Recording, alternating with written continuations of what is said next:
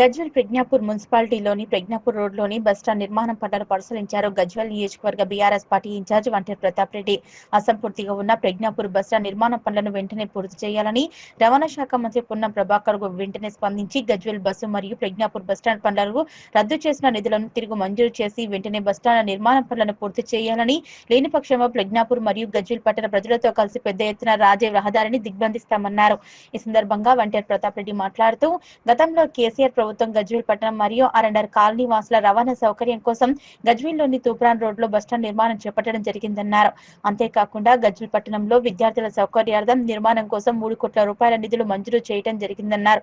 అంతేకాకుండా ప్రజ్ఞాపూర్ ప్రజల చిరకాల వాంఛ అయినటువంటి ప్రజ్ఞాపూర్ బస్టాండ్ నిర్మాణ పనుల కోసం 4 కోట్ల రూపాయలు మంజూరు చేయడం జరిగిందని, గత కేసీఆర్ ప్రభుత్వం బస్టాండ్ నిర్మాణ పనులను వేగంగా జరిగాయన్నారు.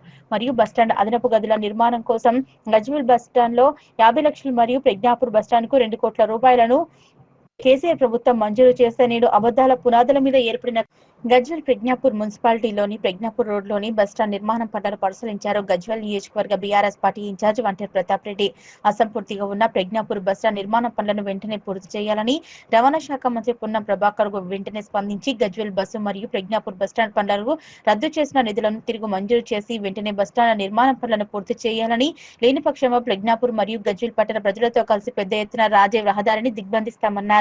ఈ సందర్భంగా వంటేరు ప్రతాప్ రెడ్డి మాట్లాడుతూ గతంలో కేసీఆర్ ప్రభుత్వం గజ్వేల్ పట్టణం మరియు ఆర్ఎండ్ఆర్ కాలనీ వాసుల రవాణా సౌకర్యం కోసం గజ్వేల్లోని తూప్రాన్ రోడ్లో బస్టాండ్ నిర్మాణం చేపట్టడం జరిగిందన్నారు.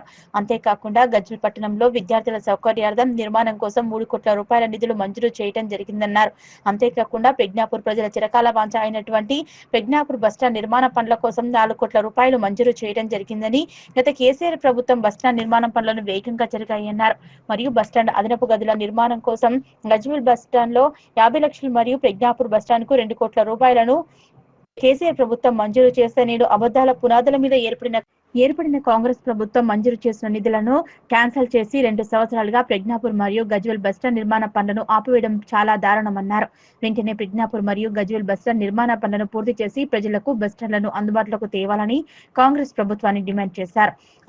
గతంలో గజ్వేల్లో నియోజకవర్గ అభివృద్ధి కోసం మంజూరు చేసిన 180 కోట్ల రూపాయలను రద్దు చేసి కొడంగల్ కు తీసుకువెళ్లిన ముఖ్యమంత్రి రేవంత్ రెడ్డి వెంటనే ఇక్కడ పెండింగ్ లో ఉన్న పనుల కోసం 180 కోట్ల రూపాయలు మంజూరు చేసి అసంపూర్తిగా మిగిలి ఉన్న అభివృద్ధి పనులను పూర్తి చేయాలని కాంగ్రెస్ ప్రభుత్వాన్ని రేవంత్ రెడ్డిని డిమాండ్ చేశారు.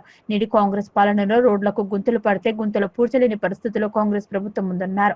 ప్రజలు బస్టాండ్ అందుబాటులో రాకపోవడం వలన వర్షంలో ఎక్కడ నిలబడాలో తెలియక తడిసి ముద్దవుతున్నారని, బస్టాండ్ లో వెంబడి వ్యాపారులు చిరు వ్యాపారులు తీవ్ర ఇబ్బందులకు గురవుతున్నారన్నారు.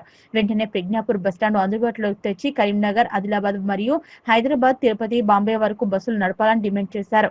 వెంటనే రవాణా శాఖ మంత్రిగా ఉన్న పొన్నం ప్రభాకర్ గౌడ్ స్పందించి గజ్వేల్లోని అసంపూర్తిగా ఉన్న బస్టాండ్ నిర్మాణ పనులను పూర్తి చేయాలని, దానికి సంబంధించిన నిధులు వెంటనే విడుదల చేయాలని, గజ్వేల్ ప్రజ్ఞాపూర్ బస్టాండ్ల నిర్మాణం తక్షణమే చేపట్టి ప్రజలకు అందుబాటులోకి తేవాలన్నారు. రింగ్ రోడ్ కంప్లీట్ చేస్తే తూప్రాన్లో రోడ్లో కట్టినటువంటి బస్టాండ్లో అక్కడ ఎక్స్ప్రెసెస్ అక్కడ స్టార్ట్ అయిపోయి అక్కడ నుండి గజ్వేల్ సెంటర్లో ఉన్నటువంటి బస్టాండ్కి బస్సులు వచ్చి అక్కడ నుండి ప్రజ్ఞాపురం బస్టాండ్కి కూడా బస్సులు వచ్చేసి గజ్వేల్ ప్రజ్ఞాపూర్ మున్సిపాలిటీలో 3 బస్టాండ్లు ఏర్పాటు చేసుకున్నటువంటి కేసీఆర్ గారు గజ్వేల్ ప్రజల యొక్క సౌకర్యార్థం ఆర్ఎండ్ఆర్ కాలనీకి సంబంధించినటువంటి ప్రజలందరూ కూడా అక్కడ దగ్గరగా అవుతుంది. ఆ సంగుపల్లికి సంబంధించినటువంటి ఆ ప్రాంతంలో కూడా రెసిడెన్షియల్ కాలనీ వచ్చేసి పెద్ద టౌన్ ఏర్పడాలన్నటువంటి ఆలోచనతో దాదాపుగా 240 కోట్లు ఖర్చు పెట్టి 240 కోట్లు ఖర్చు పెట్టి రింగ్ రోడ్ వేయడం, 3 బస్టాండ్ల నిర్మాణం చేయడం, ప్రజ్ఞాపూర్ గజ్వేల్ని ఒక పెద్ద దాదాపు 1 లక్ష జనాభా కలిగే సిటీగా మార్చే ప్రయత్నం కేసీఆర్ గారు చేశారు. దానిలో భాగంగానే ప్రజ్ఞాపురం బస్టాండ్కి 4 కోట్ల రూపాయలు గతంలో శాంక్షన్ ఇచ్చినాం. గవర్నమెంట్ పోయే ముందు అంటే ఎలక్షన్ల కంటే ముందు 2 కోట్ల రూపాయలు ప్రజ్ఞాపురం బస్టాండ్కి శాంక్షన్ ఇవ్వడం జరిగింది. అదేవిధంగా సిద్దిపేట మన గజ్వేల్ బస్టాండ్ దానికి కూడా 2 కోట్ల రూపాయలు శాంక్షన్ ఇచ్చినాం. ఇంకొక 1 కోటి రూపాయలు కూడా అదనంగా శాంక్షన్ ఇవ్వడం జరిగింది. 2 బస్టాండ్లలో హోటల్స్ ఉండాలి, అదేవిధంగా బస్సు షెల్టర్స్ ఉండాలి, కింద బస్టాండ్లో కూడా బస్ కంట్రోల్ ఉండే విధంగా పైన లాడ్జి వచ్చే విధంగా డిజైన్ చేయడం జరిగింది. మరి అలాంటిది 2 సంవత్సరాలు అవుతుంది.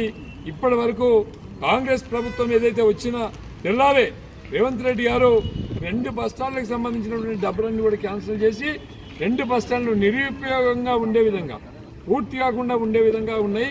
మరి మన జిల్లాకు సంబంధించినటువంటి మంత్రి పొన్నం ప్రభాకర్ గారు ట్రాన్స్పోర్ట్ మినిస్టర్గా ఉన్నాడు, ఆర్టీసీ మినిస్టర్గా ఆయనే పనిచేస్తూ ఉన్నాడు. మరి ఆయన వెంటనే స్పందించి ఇంకొక 2.5 కోట్లు 3 కోట్ల రూపాయలు ప్రజ్ఞాపురం బస్ స్టాండ్కి ఇవ్వాలి, 50 లక్షలు గజ్వేల్ బస్ స్టాండ్కి ఇవ్వాలి, ఇచ్చి 2 కూడా పూర్తి చేయాలని చెప్పి మేము మంత్రి పొన్నం ప్రభాకర్ గౌడ్ని విజ్ఞప్తి చేస్తా ఉన్నాం.